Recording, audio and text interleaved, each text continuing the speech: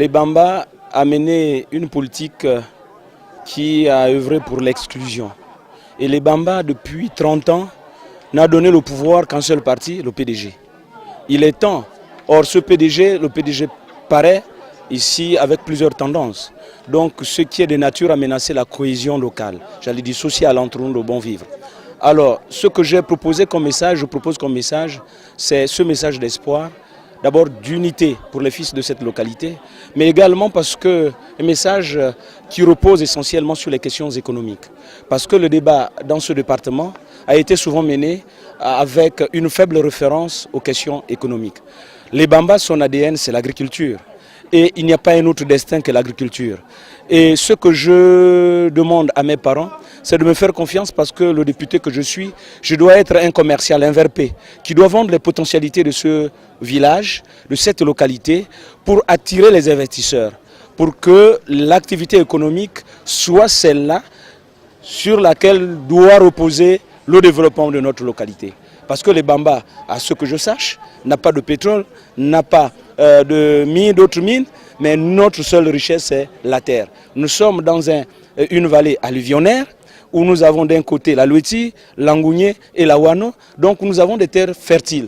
Et je pense que nous sommes une terre propice à l'agriculture. Et moi, député à l'Assemblée nationale, je veux œuvrer pour qu'il y ait ce qu'on va appeler les bassins agricoles au Gabon. Les bassins agricoles, c'est-à-dire des endroits, des localités qui seront repérés en fonction de leur potentiel pour asseoir la politique agricole du Gabon, parce que nous n'en avons pas. Il en va de l'autonomie des populations. Il faut autonomiser les populations, mais également, si nous voulons être aussi assurer notre indépendance, mais il faudrait d'abord que nous arrivions à manger à notre faim. Donc l'autosuffisance alimentaire. Et je pense que les Bamba peut être un laboratoire pour mettre en place une politique agricole qui permettrait au Gabon de connaître une autosuffisance alimentaire.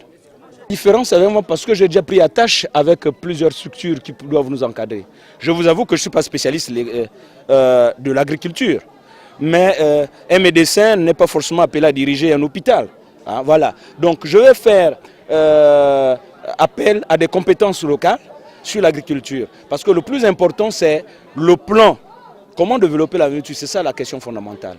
Donc c'est ce que nous allons mettre en œuvre qui fera la différence. Moi je préconise qu'il y ait une agriculture aussi intramuros, donc urbaine, une agriculture urbaine, mais que le village soit au centre même soit le poumon agricole de la ville.